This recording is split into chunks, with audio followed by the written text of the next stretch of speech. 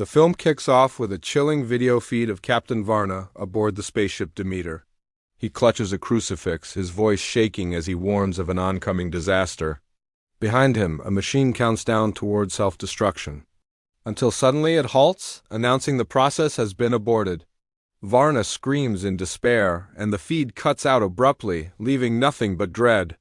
We then leap forward to the year 3000. A deep space salvage ship named Mother 3 drifts through the galaxy, captained by the grizzled Van Helsing. After 50 long years, he proudly announces they finally located the lost Demeter. This forgotten ship could be their golden ticket, returning it to Earth for salvage and fortune. His ragtag crew includes Vice Captain Aurora, the perpetually stoned 187, a disabled genius professor named Arthur confined to his wheelchair, a burly strong man nicknamed Humvee, and their rookie navigation intern, Mina. At first, only Mina and Humvee dare step aboard the derelict vessel. Its interior is silent, hollow, and stinking of decay. They peel off their helmets and gag at the foul odor, but assume it's harmless. Relieved, they call in the rest of the crew. Soon the group splits into teams, each exploring different sections of the ship. The story flashes back to Captain Varna's log from the year 2950. His face is gaunt, his voice desperate. The engines have failed, communications are dead, and a mysterious infection has consumed more than half the crew. Those still untainted hide in their quarters, but doom is closing in fast. Back in the present, Van Helsing's crew stumbles on Varna's corpse. The late captain is bound to a chair, crucifix still clenched in his hands, a haunting sight. Van Helsing solemnly says they'll take him home and give him a proper burial. Aurora, however, raises a sharp warning something sinister destroyed this ship and they should leave it alone. But the men laugh off her concerns, mocking her caution. Mina too voices her unease, but they dismiss her. Why? Because the wreck is worth $15 million and greed wins over reason. Just as they prepare to return, disaster strikes. Mother 3 suddenly detaches itself from the Demeter. Arthur frantically works his controls, but it's useless. They're stranded with no communication and no escape. Meanwhile, Humvee and 187 trace the awful stench deeper into the vessel. It leads them to a chamber filled with coffins. 187, ever the fool, imagines the coffins contain alien weed. Excited, he cracks one open only to find it packed with sand. Humvee urges him to stop and return to the others, but 187 lingers, prying open more coffins in hopes of treasure. That's when something unseen lunges at him. Elsewhere, Van Helsing studies more of Varna's grim video logs. The captain explains how the Demeter departed from Transylvania, carrying a shipment of coffins. Before Van Helsing can process this, a piercing scream echoes through the halls. The crew converges in the coffin chamber to find a horrific sight. 187 gravely wounded, his bone jutting from his knee. He gasps to speak but collapses unconscious before uttering a word. The crew drags 187 to the rec room and straps him to a stretcher. Aurora tends his shattered leg, and the others scatter back to their duties. Soon after, Arthur waves Van Helsing over he's discovered bite marks on 187's neck. Before they can make sense of it, 187 jolts awake. His eyes glow red, fangs pushing through his gums, his body transformed into something monstrous. With a guttural roar, he hurls Arthur from his wheelchair and savagely beats him. Van Helsing charges in, but 187 tosses him aside like a rag doll. Aurora bursts in and opens fire, unloading bullets into the creature, but nothing stops him. Smirking with hunger, 187 snarls about taking Aurora for himself before killing her. Panicked, she flees, the transformed stoner close behind. During his hunt, 187 suddenly halts before a shadowy figure. He drops to his knees, whispering "Master" with reverence. The figure commands him to slaughter his crew if he wishes to prove loyalty. Without hesitation, 187 obeys and bolts away to kill. Aurora, trembling and hiding, soon finds herself face to face with the mysterious figure. His pale features glint in the dim light as he gazes at her with disturbing admiration. He caresses her, calling her the most beautiful creature he has ever seen.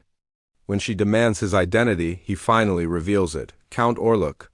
His cold hand slides across her body as he leans toward her neck, but the scene cuts away before we see the bite.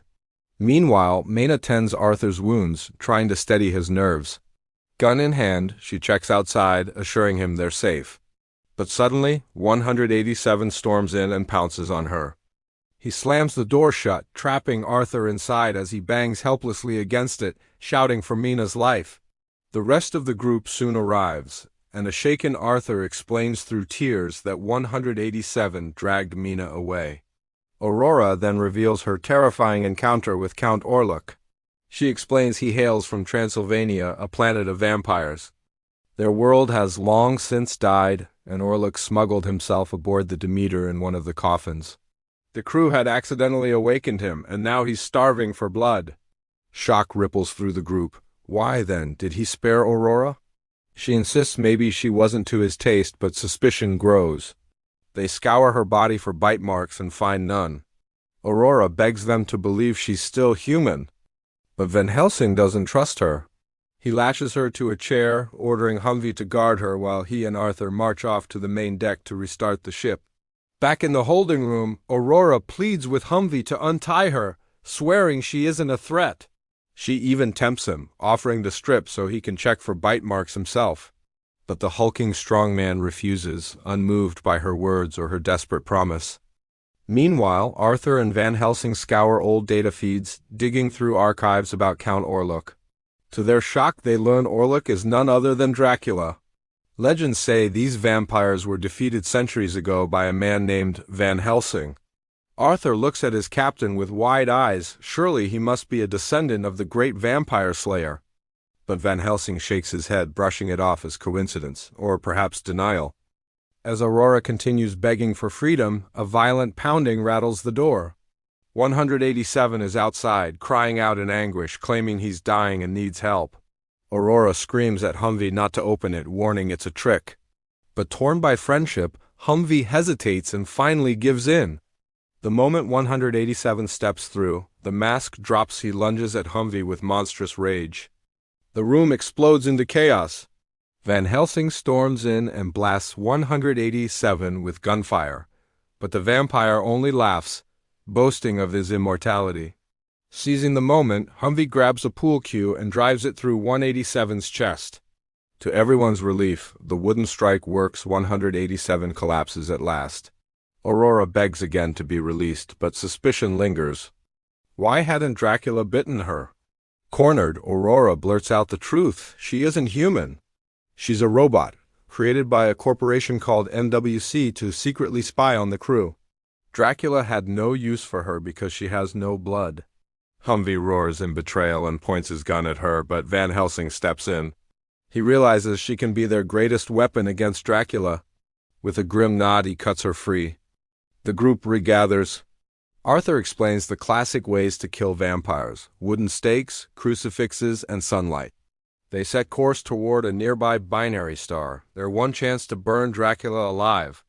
But the journey will take 13 long hours. Determined to prepare, Van Helsing and Aurora scour the ship for weapons, seizing billiard cues as makeshift stakes. They return to the coffin chamber, prying lids open one by one. Most are empty, but then they find Maina lying inside, her body cold and pale. Before Maina can rise, Aurora plunges a cue into her chest. Maina screams, her humanity flashing for a moment before collapsing again. Suddenly, another coffin bursts open. Dracula himself emerges. Van Helsing steels himself, urging Aurora to call for help while he faces the monster alone. Aurora flees back to the main deck, begging Humvee to fight by her side. But he suspects a trick and refuses. Desperate, she seizes the crucifix from Captain Varna's corpse and charges back into the nightmare. A guilt-ridden Humvee eventually follows, unable to leave her to face Dracula alone. Arthur, left behind, trembles in fear. As he tries to wheel himself to safety, Dracula appears before him. The vampire doesn't strike. Instead, he tempts the professor. He offers to give him new legs, to walk again, if only Arthur will join him. Hope flickers in Arthur's eyes as he reaches for Dracula's hand. Elsewhere, Aurora and Humvee finally find Van Helsing, but to their horror, he has already turned. His eyes burn red, fangs gleaming as he lunges at Humvee. Just before he can sink his teeth in, Aurora snatches the cue from Mina's body and impales Van Helsing. He lets out a blood-curdling scream and crumbles into ash. But Mina revives again, clawing at Aurora. The robot brandishes her crucifix, driving the vampire back. Humvee seizes his moment and stakes Mina once more, ending her for good. When they regroup, they find Arthur collapsed. Unsure if he's alive, Aurora desperately stabs him with the crucifix. For a fleeting second, he awakens, but his eyes burn with vampiric fire. It's too late, Arthur has already turned. Fury erupts as Dracula storms the deck, his full power on display. Aurora and Humvee fight desperately, managing to slam the doors shut and sever his arm in the process. But the battle is far from over. As the Demeter drifts toward the binary star, a grim truth sinks in: neither Aurora nor Humvee knows how to fly the ship. Yet, even as death looms, they take solace in one thing: Dracula's plan to invade Earth has been stopped. With time running out, Aurora reveals her past before NWC. She was built as a pleasure robot. She suggests they make the most of their final hours. Humvee grins, and the two share an intimate farewell while the ship hurtles toward destruction. In the final moments, we return to Captain Varna's last log. His face is resolute as he announces his sacrifice: the Demeter must be destroyed. Seconds later, the doomed vessel reaches the star. A blinding flash engulfs the screen as the ship explodes, killing Aurora, Humvee, and Dracula with it.